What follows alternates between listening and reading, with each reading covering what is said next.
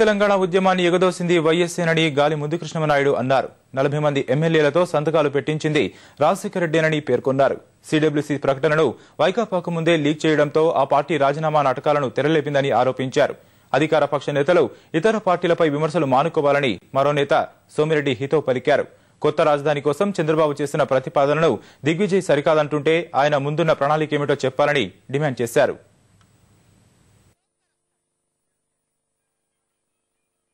మొన్న ప్రధానమంత్రి దగ్గరికి కాంగ్రెస్ మంత్రులు ఎంపీలు పోతే ప్రధానమంత్రి క్వశ్చన్ చేశాడు.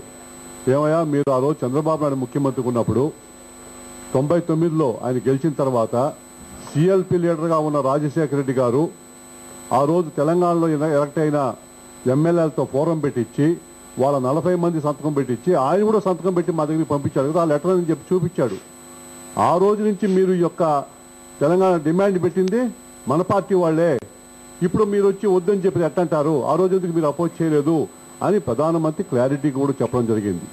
దీనికి అంతా కూడా కారణం రాజశేఖర రెడ్డి మేము ఎప్పుడూ అధికారం రామని చెప్పని ఆ రోజు రాజశేఖర రెడ్డి తెలంగాణలో ఉన్న ఎమ్మెల్యేలంతా కూడా పురిగొల్పి ఆ రోజు వాళ్ళ ద్వారా ఫోరం ఏర్పాటు చేయించి లెటర్ పంపించి దీనికంతా కూడా ప్రధాన కారణం ఎప్పుడు అధికారం రావాలని చెప్పని అధికార కాంక్షతో ధనకాంక్షతో ఆ రోజు చంద్రబాబు నాయుడు దించడానికి వీలు పడుతుందని చెప్పని ప్రజాస్వామ్యంగా ఏదో ఒక చిచ్చు పెట్టాలని చెప్పి పెట్టింది ఆయన రాజశేఖర రెడ్డి.